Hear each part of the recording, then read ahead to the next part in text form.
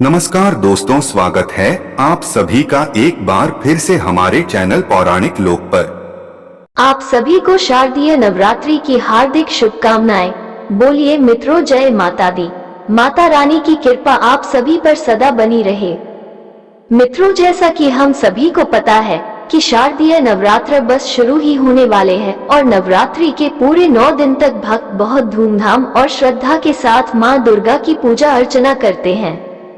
ऐसे में नवरात्रि के पहले दिन घट स्थापना की जाती है और पहले दिन से लेकर पूरे 9 दिन तक भक्त सुबह और शाम विधि विधान से मां भगवती के 9 अलग अलग रूपों की पूजा करके माता को उनके प्रिय भोग अर्पित करते हैं। तो मित्रों, ऐसे में आज के इस वीडियो में आपको बताएंगे कि नवरात्रि की 9 दिनों की पूजा के लिए सभी आवश्यक पूजन सामग्री क्या है, ताकि आपसे किसी भी प्रकार की कोई जरूरी सामग्री छूटे नहीं। मित्रों, जिस प्रकार नवरात्रि के पहले दिन कलश की स्थापना की जाती है, उसके लिए कुछ लोग इस दिन ज्वारे बोते हैं और ज्वारे वाले पात्र में ही मिट्टी का कलश रखकर फिर कलश की स्थापना की जाती है। कलश स्थापना के अलावा भक्त जन 9 दिन तक अखंड ज्योत भी जलाते हैं।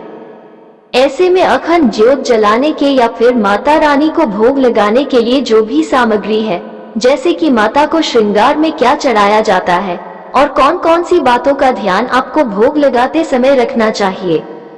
साथ ही नवग्रह भी पहले दिन ही कलश स्थापना के साथ ही बनाए जाते हैं। इन सब की जानकारी देने से पहले मित्रों, आप अगर हमारे चैनल पर नए हैं तो चैनल को सब्सक्राइब जरूर कर लें और वीडियो को लाइक करें। मित्रों, वैसे तो नवरात्रि की पूजा सभी को अपनी अपनी सामर्थ्य के अनुसार करनी चाहिए। जिसकी जैसी समर्थ हो उतना ही आपको पूजन सामग्री का प्रयोग करना चाहिए। और जिसकी सामर्थ कुछ भी अर्पित नहीं करने की है, वो केवल माँ भगवती के सामने सुबह और शाम केवल दीप जलाकर भी पूजा कर सकते हैं। लेकिन मित्रों, जिनकी सामर्थ हो उन्हें नवरात्रि के दिनों में पूरे विधि विधान से पूजा जरूर करनी चाहिए। तो मित्रों, माता की पूजा के लिए आपको जो भी आवश्यक पूजन सामग्री है उसे आप लिख लीजिए। मित्रों, आपको सबसे पहले एक चौकी लेनी है और इस पर बिछाने के लिए एक लाल कपड़ा लेना है। इसी के ऊपर माता रानी को बैठाया जाता है। इसके बाद मित्रों, दूसरी चीज है कि नवरात्रि में मिट्टी का कलश स्थापित करना बहुत जरूरी होता है और सभी को कलश स्थापना जरूर करनी चाहिए, क्योंकि मित्रों, मिट्टी के कलश को सभी देवी देवताओं के निवास स्थान के रूप में जाना जाता है। कहा जाता है कि संपूर्ण देवता कलश रूपी पिंड या ब्रह्मांड में व्यष्टि या समष्टि में एक साथ समाये हुए हैं। इसके साथ ही पूजा में माता रानी की आरती के मिट्टी का दीपक स्थापित किया जाता है। मित्रों, ये दीपक अखंड ज्योत से अलग होता है। अखंड ज्योत का दीपक आरती के लिए उपयोग नहीं किया जाता। पर मित्रों, कई भक्त मिट्टी के कलश के स्थान पर स्टील, पीतल या तांबे का कलश स्थापित करते हैं। पर जहां तक हो सके आप मिट्टी का कलश और मिट्टी के दिए का ही प्रयोग पूरे 9 दिन तक करें। अगली चीज है भक्तों, माँ भगवती की पूजा करने के लिए आपको चाहिए माता रानी की कोई प्रतिमा या फिर तस्वीर।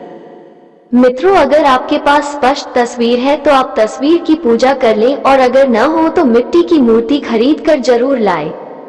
मित्रों, जब आप माता रानी की प्रतिमा लाए तो और गणेश भगवान, भैरव बाबा और हनुमान की प्रतिमा लाना बिल्कुल ना भूले और आप चाहे तो इनकी प्रतिमा आटे की भी बना सकते हैं।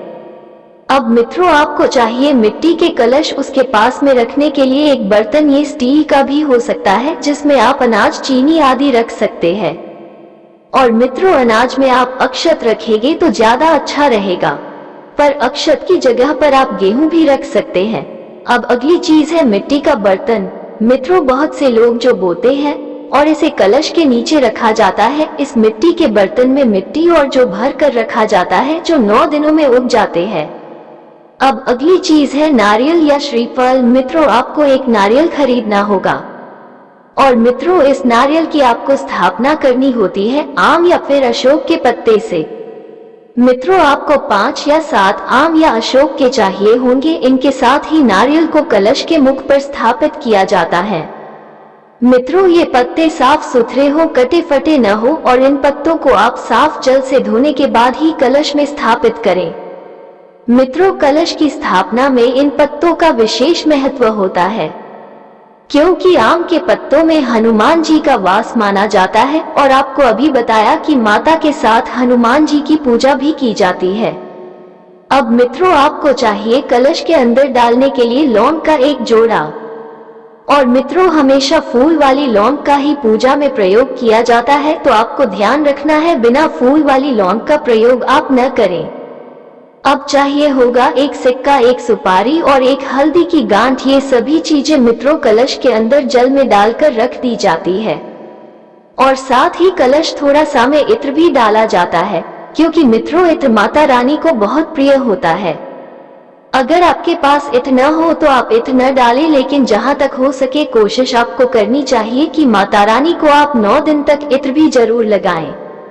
अब मित्रों, कलश के ऊपर जो आप नारियल रखते, आम के या अशोक के पत्ते लगाने के बाद उस नारियल में बांधने के लिए आपको चाहिए कलावा, जो कि पूरे 9 दिन की पूजा के लिए आपको जरूरी होता है।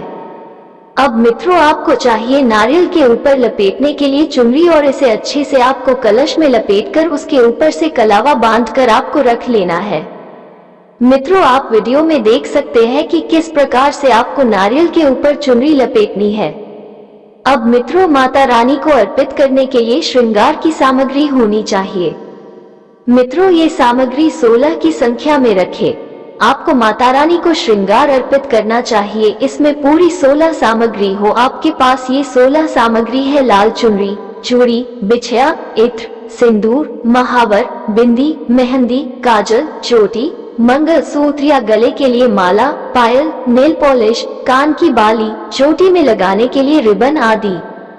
मित्रों, अगर आपके पास 16 सामग्री न हो तो आप 16 की संख्या में चूड़ी या बिंदी भी अर्पित कर सकते हैं।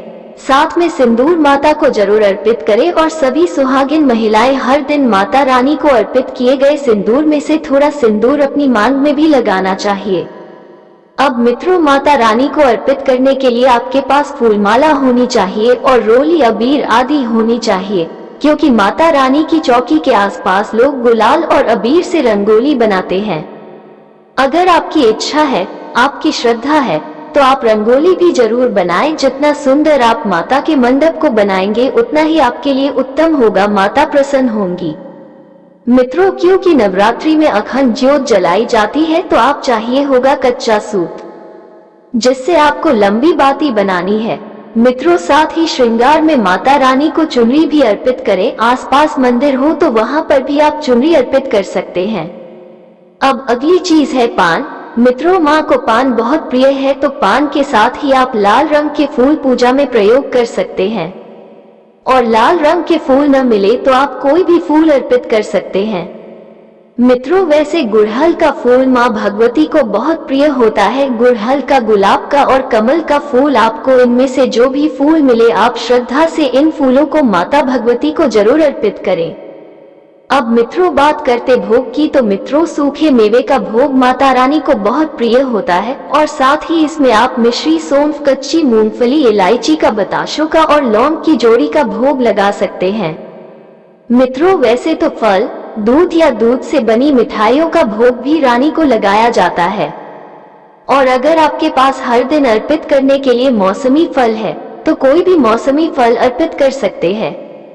मित्रों, भोग के अलावा माता के लिए दक्षिणा भी रखी जाती है। इसमें आप अपनी इच्छा अनुसार दक्षिणा चढ़ा सकते हैं।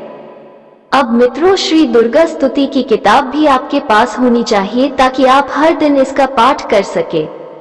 मित्रों, नवरात्रि में माता रानी के नाम से अखंड ज्योत जलाई जाती है। इसके लिए आप पीतल के दिए का उपयोग करते हैं और आपके पास अगर न हो तो आप मिट्टी के दीपक का उपयोग भी कर सकते हैं।